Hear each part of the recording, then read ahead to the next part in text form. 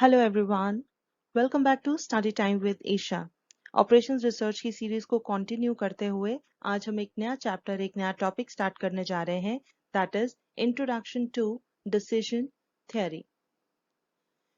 तो जब हम डिसीजन थ्योरी की बात करते हैं, हम बात करते हैं कि हमें कुछ सिचुएशंस में कुछ डिसीजंस लेने हैं। We talk about decision making और डिसीजन एनालिसिस। और जब भी हमें डिसीजन लेना होता है तो हमें देखना होता है कि हमारे आसपास क्या सिचुएशन है, हमारी क्या प्रॉब्लम है, उस प्रॉब्लम को हम कैसे सॉल्व कर सकते हैं।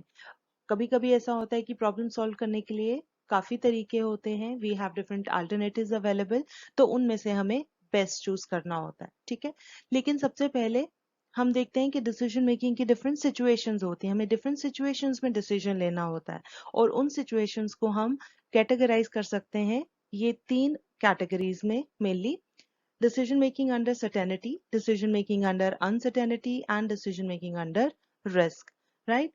तो decision making under certainty नाम से क्या पता चलता है कि हमारी situation is certain, मतलब हमें पता है क्या exactly situation है और उसका हमें क्या solution निकालना है। ठीक है, जैसे कि हमने अभी जितने मॉडल्स पढ़े इससे पहले, like we started about linear programming problems, we started about transportation problems, तो वहां पर हमने, हाँ, प्रैक्टिकली चीजें फिक्स्ड नहीं होती हमेशा, लेकिन हम कुछ चीजों को कांस्टेंट मान के अपनी सोल्यूशन, किसी भी प्रॉब्लम का सोल्यूशन ढूंढ सकते हैं किसी हद तक, राइट? तो जो हमारे कुछ मॉडल्स थे, linear programming model, then transportation problem में जो हमने मॉडल्स पढ़े, जो भी मेथड्स पढ़े, हम मान सकते हैं वो सिचुएशंस सर्टन थी, क्योंकि हमने वहां पर कुछ चीजों को एज्यूम किया था कि दे आर कांस्टेंट, राइट?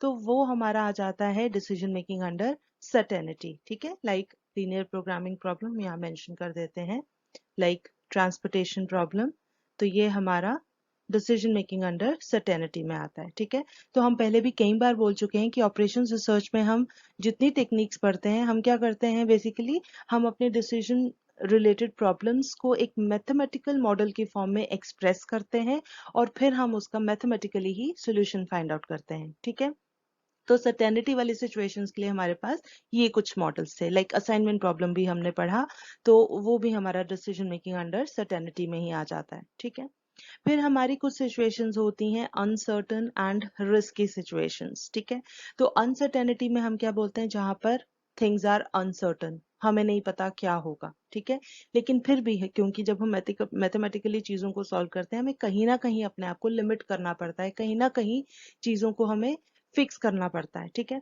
तो अनसर्टेनिटी में बेसिकली क्या होगा, जैसे फॉर एग्जाम्पल हम बोलते हैं कि हमारा एक बुक स्टोर है, हम बुक्स बेचते हैं, तो हमें नहीं पता हमारी बुक्स की कितनी डिमांड आएगी, लेकिन अगर हम काफी टाइम से काम कर रहे हैं तो हमें एक थोड़ा सा रफली एक आइडिया रहता है कि यूजुअली हमारी बुक्स की डिमांड वेरी करती है फ्रॉम दिस टू दिस। ठीक है, हो उनमें से कुछ भी सकता है, लेकिन एटलीस्ट हम अपने आप को थोड़ा प्रिपेयर्ड रखते हैं अकॉर्डिंगली। ठीक है, जैसे हमें पता है 10 से 20 पेन हमेशा बिकते हैं या 10 से 20 किताबें हमेशा बिकती हैं एक स्टेशनरी शॉप में। ठीक है, तो हमारे पास, हम ये मान के हमारी स्ट्रैटेजीज अकॉर्डिंगली हो जाती हैं कि हम डिसाइड करते हैं कि हम अपने पास 10 रखें, 11 रखें, 12 आइटम्स रखें या 20 आइटम्स रखें। ठीक है, वो चीज हम आगे पढ़ेंगे, लेकिन फिलहाल आप ये समझिए कि डिसीजन मेकिंग अंडर अनसर्टेनिटी में अनसर्टन सिचुएशन है। ठीक है, और फिर तीसरा आता है डिसीजन मेकिंग अंडर रिस्क।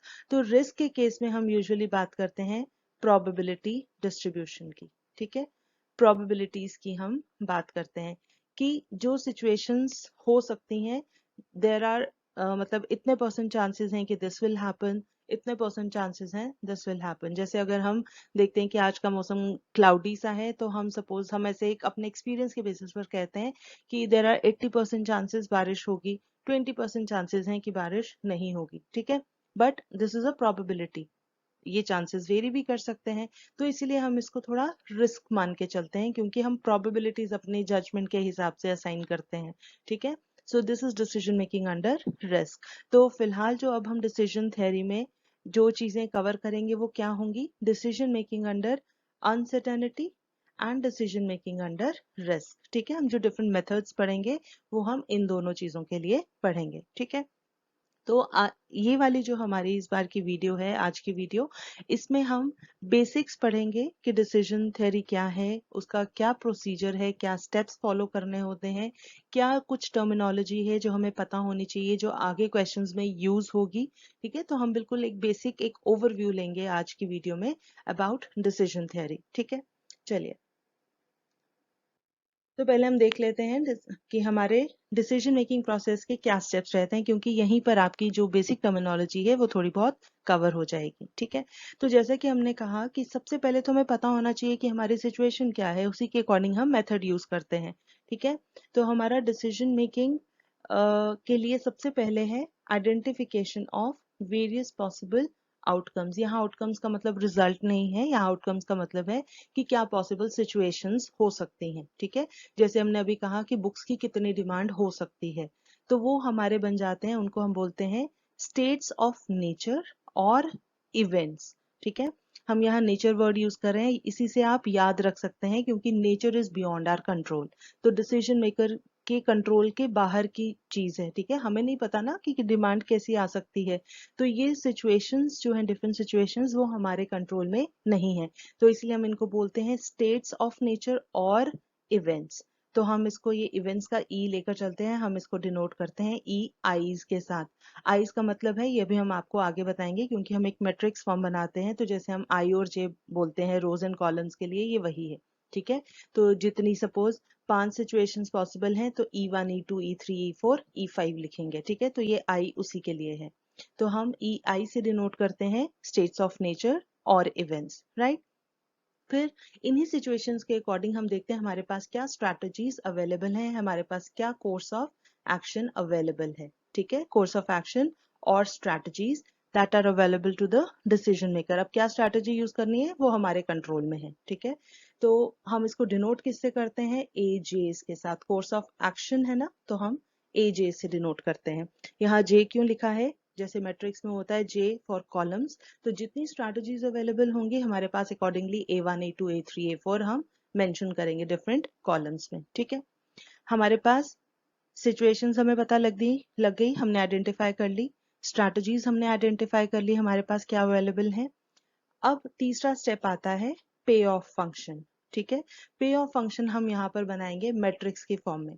तो हमने कहा था पे ऑफ का मतलब है रिजल्ट। किसका रिजल्ट, किस सिचुएशन में हम क्या स्ट्रैटेजी यूज करेंगे और उसका क्या रिजल्ट आएगा। ठीक है, तो मतलब ये जो कॉम्बिनेशन होता है आईएथ इवेंट एंड जेथ स्ट्रैटेजी, उसका जो रिजल्ट आता है इन दोनों के कॉम्बिनेशन से, दैट इज कॉल्ड पे ऑफ। ठीक है, सो उसको हम रिप्रेजेंट करते हैं वी आई जे से। आई जे मतलब आयथ इवेंट एंड जेथ स्ट्रैटेजी। ठीक है, तो हमारा पे ऑफ फंक्शन बनेगा, एक मैट्रिक्स बनेगा।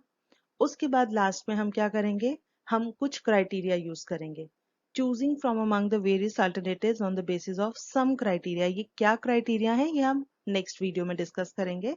तो फिलहाल आप ये याद रखो, हमें क्या करना है कि सबसे पहले हमें स्टेट्स ऑफ नेचर आइडेंटिफाई करने हैं या इवेंट्स आइडेंटिफाई करने हैं, फिर हमने स्ट्रैटेजीज आइडेंटिफाई करनी है, उसके बाद हमने पे ऑफ फंक्शन बनाना है, और लास्ट में on the basis of some criteria हमने बेस्ट अल्टरनेटिव चूज करना है। Right, hope I am clear.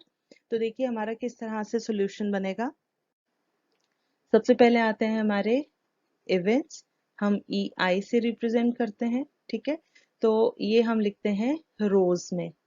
Right, तो हमारा क्या बन जाता है, E1 E2 E3 E4 and so on, जितने भी इवेंट्स होंगे। ठीक है, और हम कॉलम्स में लिखते हैं हमारी स्ट्रैटेजीज और कोर्स ऑफ एक्शन। ठीक है, तो course of action A1 A2 A3 A4 and so on, जितने हमारे पास अवेलेबल होंगे। ठीक है, अब combination of EI and A1, इन दोनों मतलब इन इवेंट E1 अगर सिचुएशन है और उसके कॉरेस्पॉन्डिंग हमने A1 स्ट्रैटेजी यूज की, तो हमें रिजल्ट क्या मिलेगा, V11। V से डिनोट करना है हमें पे ऑफ। ठीक है, तो फर्स्ट रो फर्स्ट कॉलम। अगर हमने E1 यूज किया और स्ट्रैटेजी उसके कॉरेस्पॉन्डिंग A2 यूज की, तो हमें रिजल्ट मिलेगा, सॉरी E नहीं है, हम यहाँ लिखेंगे V12। ठीक है, फर्स्ट रो सेकंड कॉलम या फर्स्ट इवेंट और second strategy. Accordingly V13, V14 and so on. ठीक है, अगर हमने E3 यूज किया तो इवेंट E3 है, सॉरी, मतलब थर्ड सिचुएशन है और इसके कॉरस्पॉन्डिंग हमने फर्स्ट स्ट्रैटेजी लगाई है तो V31, थर्ड इवेंट है और सेकेंड स्ट्रैटेजी यूज की 32 एंड सो ऑन। तो इस तरीके से हमारा ये पूरा पे ऑफ फंक्शन बन जाता है। ठीक है, अकॉर्डिंगली ये बीच की भी वही वैल्यूज वैसे ही आ जाएंगे।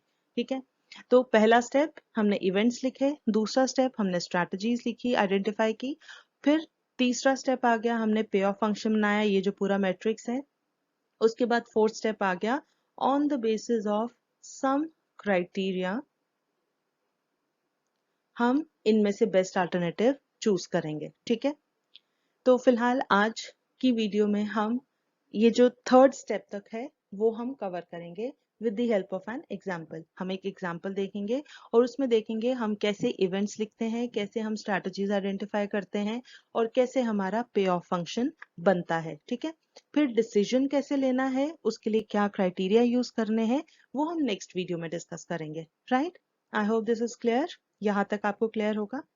चलिए, इसके अलावा एक दो चीजें और हैं जो हमें पता होनी चाहिए, वो है कि डिसीजन मेकिंग में हम पढ़ते हैं, हम इसको दो पार्ट्स में स्टडी करेंगे, single stage decision making and multi stage decision making. Right, तो नाम से यहाँ पर पता लगता है सिंगल स्टेज डिसीजन मेकिंग मतलब जो एक स्टेज में हम डिसीजन लेंगे, और मल्टी स्टेज डिसीजन मेकिंग जो डिसीजंस हम लेंगे डिफरेंट फेजेस में।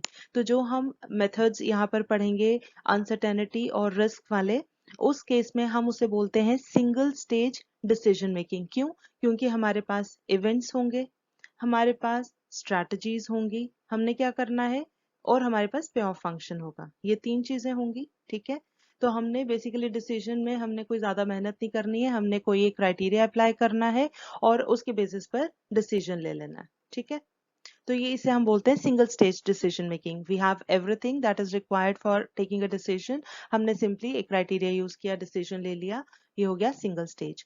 अब कुछ ऐसी सिचुएशंस होती हैं जहां पर हमारे डिफरेंट स्टेजेस का डिसीजन हमारे फाइनल अल्टीमेटली जो फाइनल डिसीजन है उसको इम्पैक्ट करता है। ठीक है, मतलब हम डिफरेंट स्टेजेस में कुछ डिसीजंस लेते हैं। जैसे सपोज हमारा फाइनल मोटिव है कि हमें एग्जाम में 80% स्कोर करना है। ठीक है, तो उसके लिए हम क्या करते हैं, हमने 6 महीने सपोज पढ़ाई करनी है, तो हम 6 महीने के हम टास्क को हम डिवाइड कर लेते हैं कि हमने कितने टाइम में क्या कवर करना है। तो हमने हर स्टेज पर डिसीजन लिया, हमने टाइम टेबल बनाया, फिर हमने उसको कवर करना शुरू किया according to the time table. फिर उसके बाद हमने देखा अगर यहाँ पर कुछ प्रॉब्लम आ रही है तो हमने फिर उसमें कुछ चेंज लाया। तो मतलब हमने 6 महीने तक हर स्टेज पर कुछ कुछ हम करते रहे, कुछ कुछ डिसीजन लेते रहे और फिर अल्टीमेटली हमारा डिसाइड हुआ। ठीक है, तो मल्टी स्टेज डिसीजन मेकिंग में डिफरेंट फेजेस होते हैं डिसीजन मेकिंग के। ठीक है, तो उसके लिए हम यूज करते हैं डिसीजन ट्रीज। ठीक है, तो ये हम आगे पढ़ेंगे, आपको क्लियर हो जाएगा। फिलहाल के लिए आप सिर्फ ये नाम याद रखिए कि मल्टी स्टेज डिसीजन मेकिंग में हम पढ़ेंगे डिसीजन ट्रीज। ठीक है, तो ये था एक ओवरव्यू डिसीजन थ्योरी का। तो चलिए अब हम एक एग्जांपल की हेल्प से, जो हमने पहले कहा था कि हम 3 स्टेप्स कवर करेंगे डिसीजन मेकिंग प्रोसेस के, identification of events, identification of strategies और पे ऑफ फंक्शन कैसे बनाना है। तो हम एक एग्जांपल लेंगे और उसमें हम ये सारी चीजें स्टडी करेंगे। ठीक है, तो आइए देखते हैं example. Okay, so decision making under uncertainty, आइए देखते हैं example. A bookstore sells a particular book of tax laws for 100 rupees. देखिए जो जो इन्फॉर्मेशन होगी हम साथ साथ लिखते जाएंगे ताकि बाद में हमें बार बार ये स्टेटमेंट्स ना पढ़नी पड़े।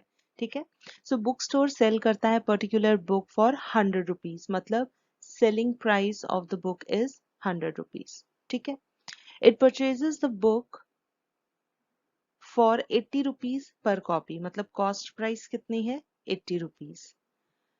Since some of the tax laws change every year, the copies unsold at the end of a year become outdated and can be disposed of for 30 rupees each. ठीक है, अब ये कहते हैं कि जरूरी नहीं है सारी बुक्स बिक जाएं। ठीक है, तो इन्होंने कहा है क्योंकि अब टैक्स लॉज हैं, हर साल चेंज होते रहते हैं, तो ऑब्वियसली जो पुरानी बुक है वो आउटडेटेड हो जाएगी। ठीक है, तो जो कॉपीज अनसोल्ड रह जाती हैं at the end of the year वो आउटडेटेड हो गई and they can be disposed of for 30 rupees each. ठीक है, मतलब डिस्पोज ऑफ करने से भी हमें कुछ रेवेन्यू मिल सकता है, revenue from disposing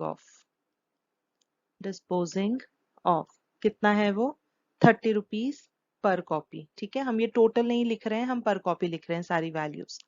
Now, according to past experience, the annual demand for this book is between 18 and 23 copies, right? Demand vary करती है between 18 to 23 copies. Assuming that the order for this book can be placed only once during the year, the problem before the store's manager is to decide how many copies of the book should be purchased for the next year, right? तो हमारे पास ये सारी information given है। अब हमें decide करना है कि कितनी बुक्स हम खरीद के रखें अपने पास अगले साल के लिए, राइट? तो देखिए, हमने क्या कहा था, डिसीजन मेकिंग के लिए हमें क्या चीजें चाहिए। एक तो हमें चाहिए इवेंट्स, स्टेट्स ऑफ नेचर। दूसरा हमें चाहिए हमारे पास क्या कोर्स ऑफ एक्शन अवेलेबल है या क्या स्ट्रैटेजीज अवेलेबल हैं। और तीसरा हमें चाहिए पे ऑफ फंक्शन। ठीक है, पे ऑफ फंक्शन या पे ऑफ मैट्रिक्स हम बनाएंगे। ये तीन चीजें हमें चाहिए।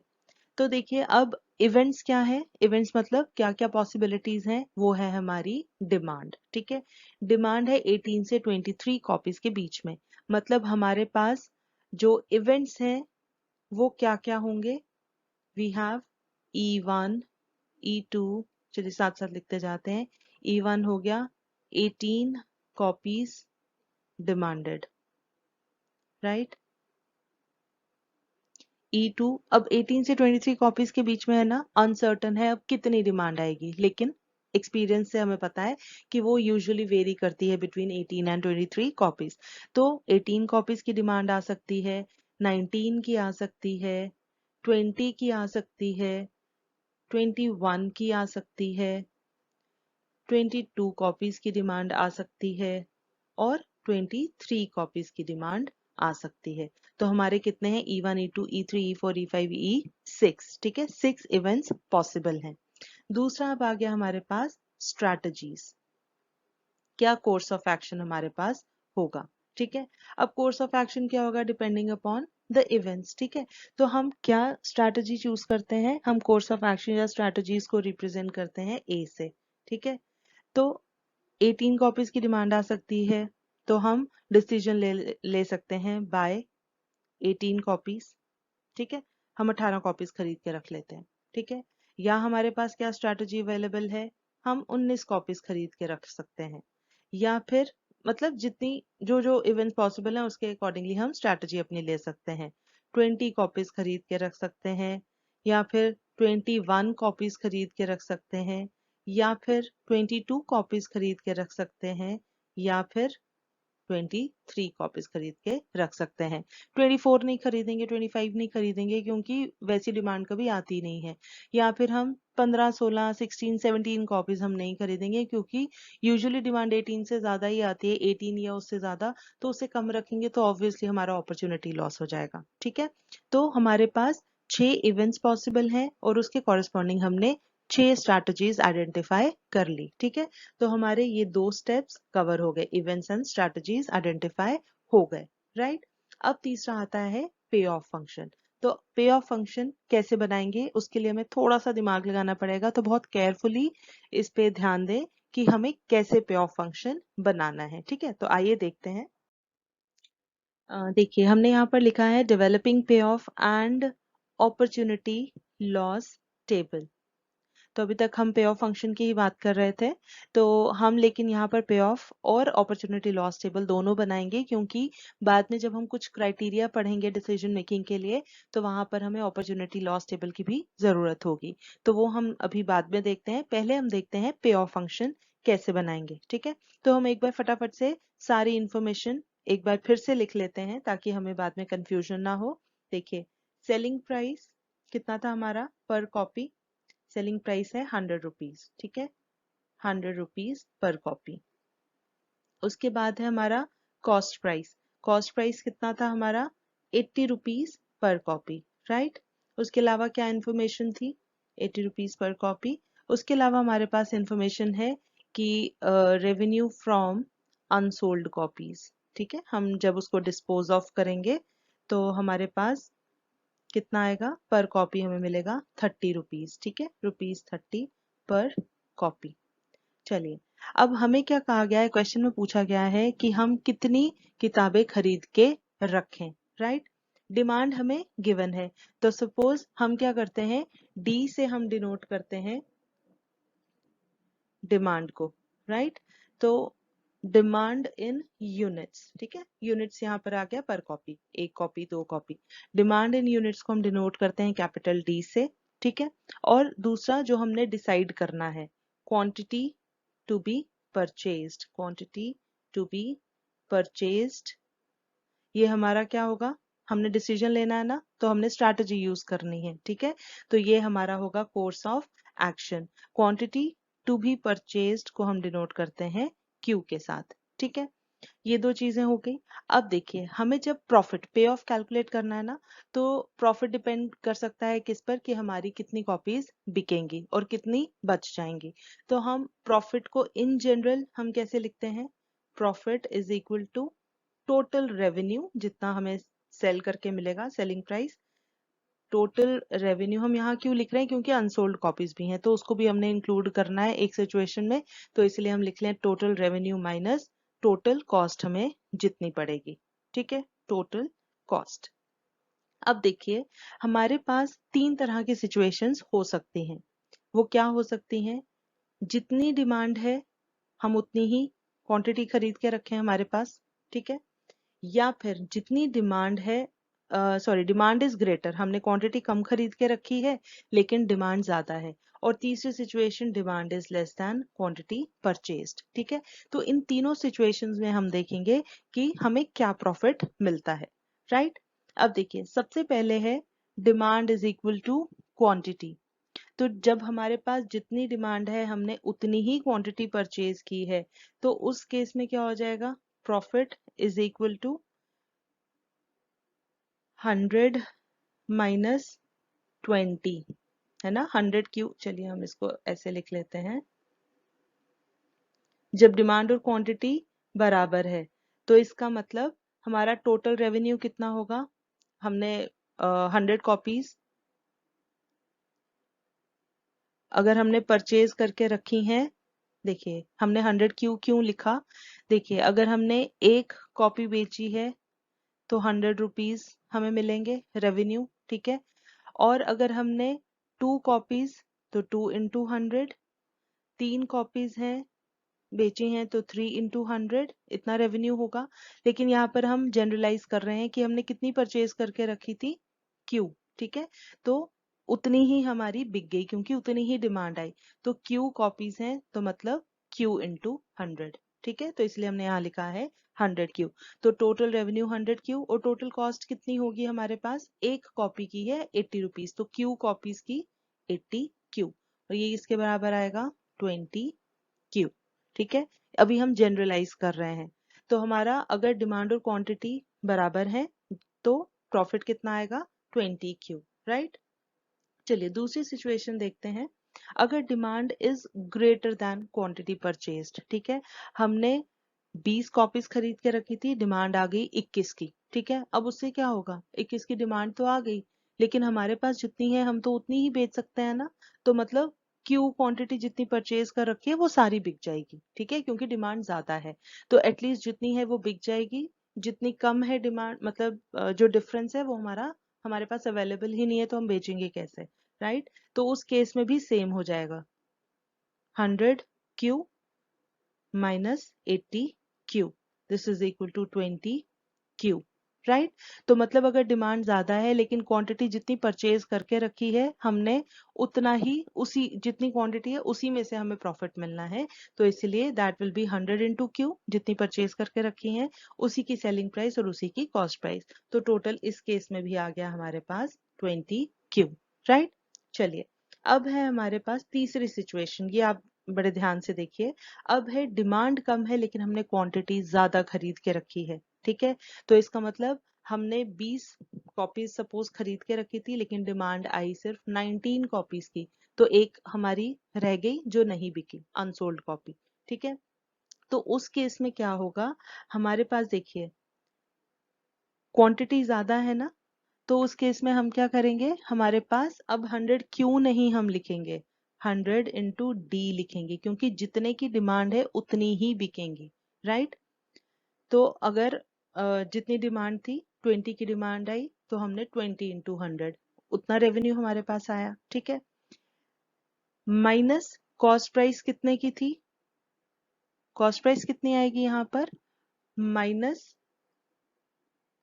80 इंटू क्यू। अब हमने 80 इंटू क्यू क्यों किया, क्योंकि परचेज तो हमने जितनी करके रखी थी वो तो हमें पूरा ही खर्चा पड़ा है ना, तो पर कॉपी 80 रुपीज है, इसलिए 80 क्यू हमारी ये कॉस्ट है। ठीक है, उसके अलावा जो हमारी अनसोल्ड कॉपीज रहेगी वो हमारी 30 रुपए में बिक जानी है, वो हमने डिस्पोज ऑफ कर देनी है। ठीक है, तो उससे भी तो हमें कुछ रेवेन्यू आ रहा है ना, तो वो रेवेन्यू कितना आ रहा है वो हमें ऐड करना है।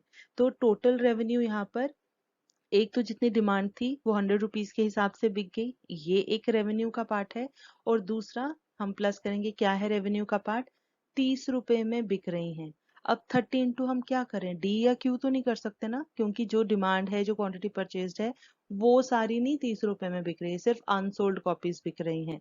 तो अनसोल्ड कॉपीज कितनी रह गई, देखिए अगर डिमांड हमारी कम है, डिमांड है 20 की और क्वांटिटी हमने परचेज कर रखी है 21, ठीक है, तो एक बच गई ना 21 माइनस 20।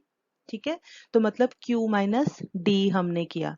ठीक है, तो जो अनसोल्ड कॉपीज रह गई हैं वो हमने 30 रुपए के हिसाब से बेची पर कॉपी, तो 30 इंटू क्यू माइनस डी हमें उसमें से रेवेन्यू आएगा। तो हम इस इक्वेशन को थोड़ा सा सिंप्लीफाई कर लेते हैं, हम लिखते हैं 100D minus 80Q plus 30Q minus 30D, और इसको फर्दर सिंप्लीफाई करेंगे तो क्या हो जाएगा, 100D माइनस 30D आ गया 70D, और माइनस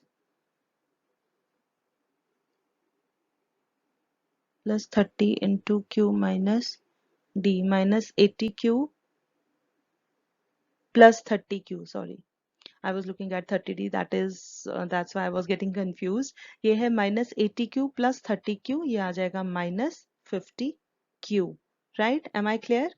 तो इसका मतलब अगर हमारे पास demand is less than quantity, तो उस केस में हमारी इक्वेशन क्या बनेगी, जो हमें प्रॉफिट होगा वो कैसे कैलकुलेट होगा, 70D माइनस 50Q। अब यहाँ पर आप एक चीज देखिए, ये तीन सिचुएशंस में से दो सिचुएशंस में हमें सेम प्रॉफिट मिल रहा है, राइट, तो हम उन दोनों को कंबाइन कर सकते हैं। ठीक है, और तीसरी जो सिचुएशन है वो हमारी बन जाएगी सेकेंड सिचुएशन। तो हम क्या चीज लिख सकते हैं यहाँ पर, हम इसको थोड़ा सा समराइज करते हैं कैसे, P is equal to 20Q when D is greater than or equal to Q। ठीक है, और दूसरा है P is equal to 70D minus 50Q when D is less than Q। तो ये हमारा एक जनरलाइज्ड मॉडल बन गया पे ऑफ फंक्शन कैलकुलेट करने के लिए। ठीक है, तो जहां जहां पर डिमांड क्वांटिटी के बराबर या उससे ज्यादा होगी तो 20Q से हमें प्रॉफिट मिलेगा, और जब डिमांड जहां जहां पर कम होगी वहां पर हमें 70D माइनस 50Q है, sorry this is 50Q, 70D minus 50Q। ठीक है, यहाँ से हमारा प्रॉफिट कैलकुलेट होगा। ठीक है, तो चलिए अब हम देखते हैं कि हमने जो पे ऑफ मैट्रिक्स बनाना है वो हमारा कैसे बनेगा, और उसमें हम ये जो हमने इक्वेशंस दो लिखी हैं इसकी हेल्प से हम कैसे पे ऑफ फंक्शन की वैल्यूज लिखेंगे। ठीक है, चलिए देखते हैं। ओके, तो यहाँ पर देखिए हमने पूरा ये टेबल बना रखा है, रोज में हमने लिखे हैं events E1, E2, E3, E4, E5, E6। E1 का मतलब है 18 कॉपीज आर डिमांडेड, ये सिचुएशन इवेंट्स हैं। ठीक है, 19 copies are demanded, 20 copies are demanded, 21, 22 and 23। और हमने कॉलम्स में लिखे हैं एक्शंस, कोर्स ऑफ एक्शन और स्ट्रैटेजीज। तो क्या स्ट्रैटेजी है, A1 is by 18 copies, A2 strategy है by 19 copies, बाय 20 कॉपीज, 21, 22 और 23 कॉपीज। ठीक है, अब हमने ये बीच में जो अभी खाली रखे हैं सारे सेल, उसमें हम वैल्यूज डालेंगे यूजिंग ये जो दो हमने सिचुएशंस लिखी थी पे ऑफ फंक्शन के लिए। ठीक है, ये दो सिचुएशंस है। अब सबसे पहले हम आइडेंटिफाई करते हैं, क्योंकि 20 क्यू थोड़ा सा इजी है कैलकुलेट करना, और क्यू यहाँ पर क्या है, क्वांटिटी टू बी परचेज्ड। ठीक है, वो ये है 18, 19, 20, 21, 22 एंड 23। तो हम कैसे कैलकुलेट करेंगे, हम पहले देखते हैं where demand is greater than और इक्वल टू क्यू। ठीक है, पहले हम इक्वल टू वाला कर लेते हैं, वो बिल्कुल ही सिंपल है। इक्वल टू वाली कौन सी कहाँ पर कैलकुलेशंस होंगी, ये वाला सेल 18, 18 बराबर है 19, 19 बराबर है 20, 20, 21, 21, 22, 22, 23, 23। ठीक है, तो यहाँ पर हमने सिंपली क्या करना है, मल्टीप्लाई करना है 20 के साथ। ठीक है, तो यहाँ पर क्या हो जाएगा 18 इंटू 20 इंटू 18, यहाँ पर हो जाएगा 20 इंटू 19, यहाँ हो जाएगा 20 into 20, then 20 into 21, 20 into 22, 20 into 23। ठीक है, तो आप फटाफट से ये कैलकुलेशंस कर लीजिए और बताइए यहाँ पर क्या वैल्यूज आएंगी। हम तब तक यहाँ पर ये रब करके यहाँ वैल्यूज लिख देते हैं। ठीक है, आप जल्दी से कैलकुलेट कीजिए और फिर यहाँ पर वैल्यूज मैच कर लीजिए। तो यहाँ पर हम पहले लिख लेते हैं वैल्यूज। हमारे पास वैल्यूज आ रही हैं, आप चेक कर लीजिए, 360, 380, उसके बाद है हमारे पास 400, देन वी हैव 420, 420 के बाद है हमारे पास 360, 380, 400, 420, 440 और यहाँ पर आ जाता है 460। ठीक है, ये हमने कर लिया।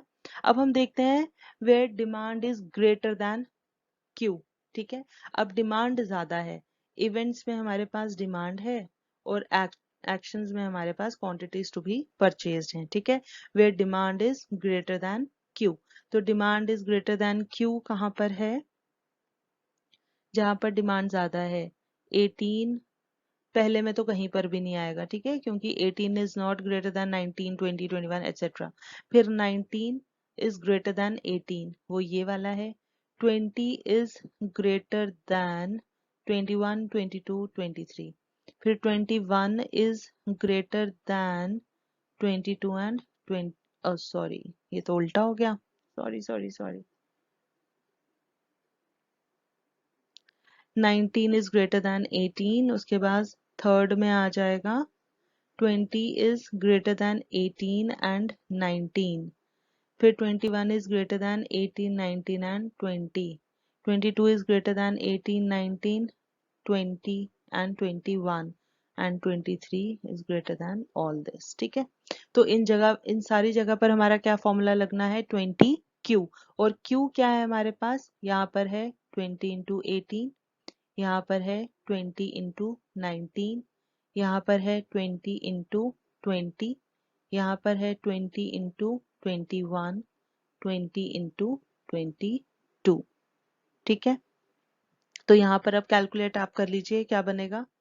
तो again 20 into 18 is 360, 20 into 19 is 380। चलिए आप कैलकुलेशंस कीजिए, हम यहाँ पर थोड़ा सा ये क्लियर करके वैल्यूज लिख लेते हैं। ठीक है, तो 20, वेट, यहाँ पर आएगा 20 इंटू 18, यहाँ आ जाएगा 20 इंटू 18, यहाँ पर आ जाएगा 20 क्यू है, अगेन 20 इंटू 18। चलिए अब आपके लिए ये और इजी हो जाएगा। ठीक है, 20 इंटू 19, यहाँ पर आ गया अगेन 20 इंटू 18, 20 इंटू 19, 20 इंटू 20। अब आप पैटर्न आपको यहाँ से समझ आना शुरू हो जाएगा, 20 इंटू 18, 20 इंटू 19, 20 इंटू 20, 20 इंटू 21। ठीक है, तो अब आप एक चीज देख रहे हैं, फर्स्ट कॉलम में ये सारी वैल्यूज 20 इंटू 18 है, मतलब ये सारी वैल्यूज 360 आएंगी। ठीक है, 18 इंटू 20 है ना, तो ये सारी वैल्यूज फर्स्ट कॉलम की all the values will be 360।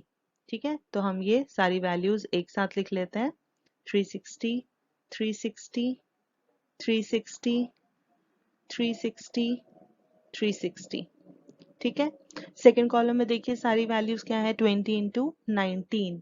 तो यहाँ पर सारी वैल्यूज हो जाएंगी, 20 इंटू 19 इज 380।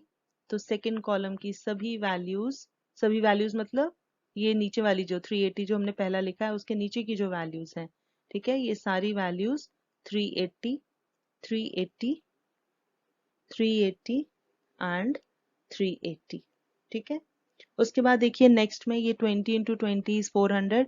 तो ये इसके नीचे सभी वैल्यूज 20 इंटू 20 हैं, तो ये हमारी सभी वैल्यूज बन जाएंगी 400।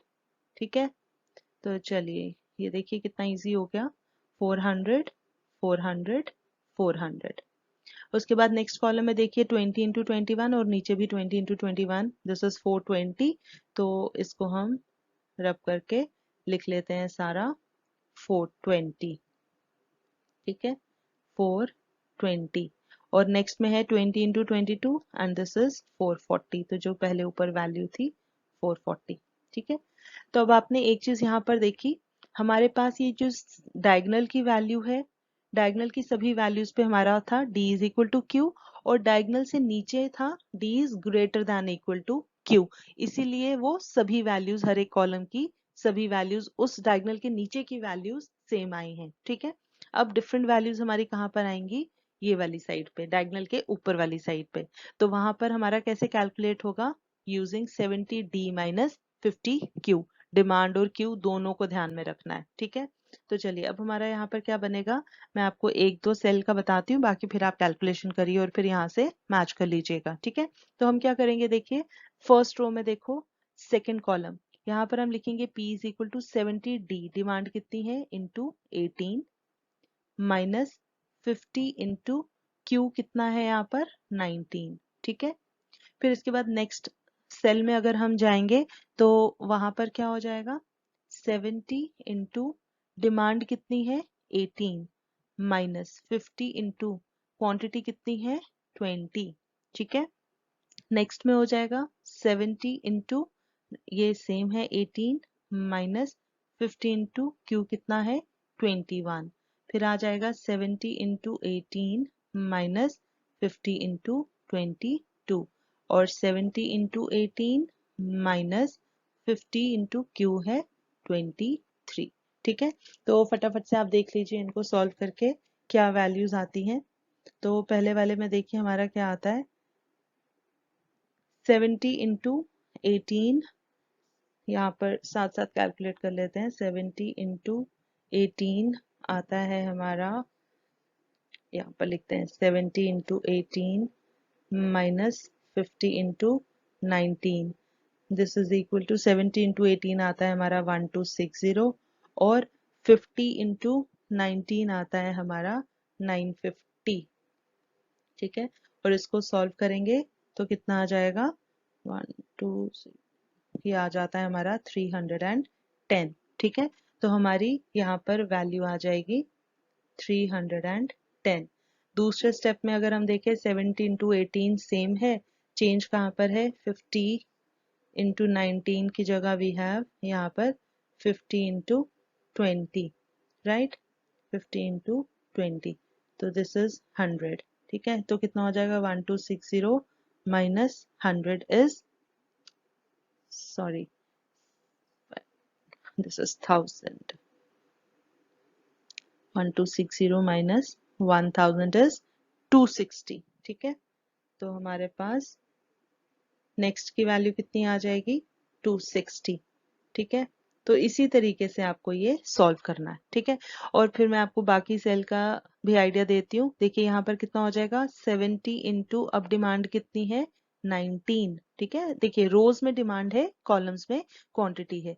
तो 70 इंटू 19 माइनस 50 इंटू 20, यहाँ आ जाएगा 70 into 19 minus 50 into 21, 70 into 19 minus 50 into 22, 70 into 19 minus 50 into 23। ठीक है।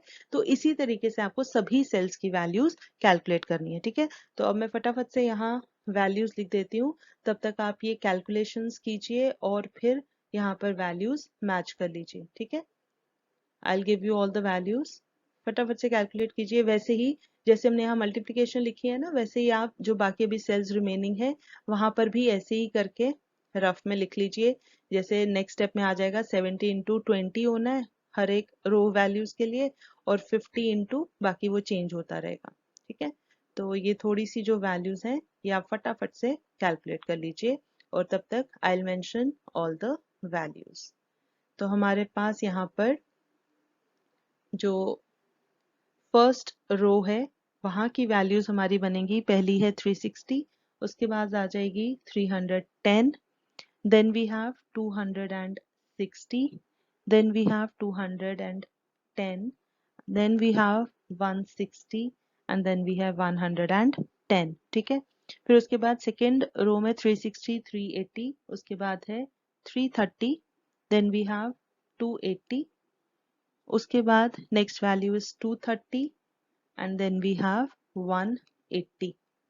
फिर नेक्स्ट रो में हमारे पास थर्ड रो में वैल्यूज हैं 360, 380, 400 हम कर चुके हैं calculate, then we have 300, sorry 350, 350, then we have 300 and then we have 250। और नेक्स्ट वाले में है 400, 420 के बाद we have 370 and we have 320, और इसके नीचे वाली वैल्यू है 390। तो ये सारा आपका बनता है पे ऑफ फंक्शन। ठीक है, तो हमें पे ऑफ मैट्रिक्स जब मिल गया, इसके बाद हमने यूजिंग सम क्राइटेरिया हम अपना फाइनल डिसीजन लेंगे। ठीक है, क्राइटेरिया हम डिस्कस करेंगे नेक्स्ट वीडियो में। इससे पहले हम अब देख लेते हैं अपॉर्चुनिटी लॉस टेबल कैसे बनाना है। अब अपॉर्चुनिटी लॉस टेबल के लिए आपको ये सारा जो हमने इक्वेशंस बनाई थी प्रॉफिट के लिए वो बनाने की जरूरत नहीं है। जो हमारे पास पे ऑफ फंक्शन मिला है हम डायरेक्टली वहीं से अपॉर्चुनिटी लॉस टेबल कैलकुलेट कर लेंगे। ठीक है, तो आइए देखते हैं वो कैसे करना है। अपॉर्चुनिटी लॉस और रिग्रेट टेबल। तो जब हम अपॉर्चुनिटी लॉस की बात करते हैं तो इसका मतलब क्या है कि जो अपॉर्चुनिटी हमने लूज कर दी, मतलब जो हम प्रॉफिट कमा सकते थे वो हम किसी वजह से नहीं कमा पाए। और वो क्या वजह है? देखिए, amount of payoff forgone by not adopting the optimal course of action. तो जो बेस्ट कोर्स ऑफ एक्शन था या बेस्ट स्ट्रैटेजी थी वो हमने नहीं यूज की, उसकी वजह से हम जो अपना प्रॉफिट जो हम कमा सकते थे वो नहीं कमा पाए, उसे हम कहते हैं अपॉर्चुनिटी लॉस या फिर रिग्रेट। ठीक है, तो देखिए यहाँ पर ये हमने सेम पे ऑफ मैट्रिक्स बनाया है। तो यहाँ पे देखिए जैसे कि अगर हम पहले रो की बात करें, मतलब पहले इवेंट की बात करें, तो वहां पर हमारी डिमांड थी 18 कॉपीज की, और हमने एक्शन लिया अगर कि हमने 18 कॉपीज ही परचेज करके रखी होती तो हमें कितना प्रॉफिट होता? 360 रुपीज का। अगर हमने 19 कॉपीज परचेज करके रखी होती तो हमें प्रॉफिट होता 310 रुपीज का। अब ये प्रॉफिट पहले से कम हो गया क्योंकि ये अनसोल्ड कॉपीज हमारे पास रह गई। ठीक है, उसी तरीके से अगर 18 की डिमांड थी और हमने 20 कॉपीज खरीद के रखी होती, हमारा प्रॉफिट और कम हो गया। तो आप ये नोटिस करें ये पैटर्न, अगर हम पहली रो में देखें तो जब हमारे पास 18 कॉपीज की डिमांड और 18 ही हमने खरीद के रखी तो हमें मैक्सिमम प्रॉफिट मिल रहा है। उसके बाद देखिए बाकी की कॉलम्स में ये कम होता जा रहा है, 210, 160 एंड 110। ठीक है, तो इसका मतलब क्या हुआ कि बेस्ट कोर्स ऑफ एक्शन क्या होगा हमेशा कि जितनी डिमांड है उतनी ही क्वांटिटी हमने रखी है। अगर उससे ज्यादा रखेंगे तो भी नुकसान है, कम रखेंगे तो भी नुकसान है। ठीक है, तो ऑप्टिमल कोर्स ऑफ एक्शन हमारा यहाँ पर है 18 के कॉरेस्पॉन्डिंग ये 360 वाला। ठीक है, तो अगर हमने 310 यहाँ पर जो पे ऑफ आ रहा है सेकंड में, इसका मतलब ये हुआ कितना हमारा पे ऑफ फोरगॉन हुआ 50 रुपीज का। कि अगर हमने स्ट्रैटेजी सेकंड वाली लगाई तो हमें 50 रुपीज जो हम और कमा सकते थे bye adopting the optimal strategy, तो वो हमें 50 रुपीज का हम पे ऑफ नहीं कमा पाए। उसी तरीके से अगर नेक्स्ट स्टेप पर आएंगे तो यहाँ पर है 260 का पे ऑफ, इसका मतलब 360 हाईएस्ट था और यहाँ 260 ही हमें मिला, इसका मतलब हमने 100 रुपीज का पे ऑफ फोरगॉन कर दिया।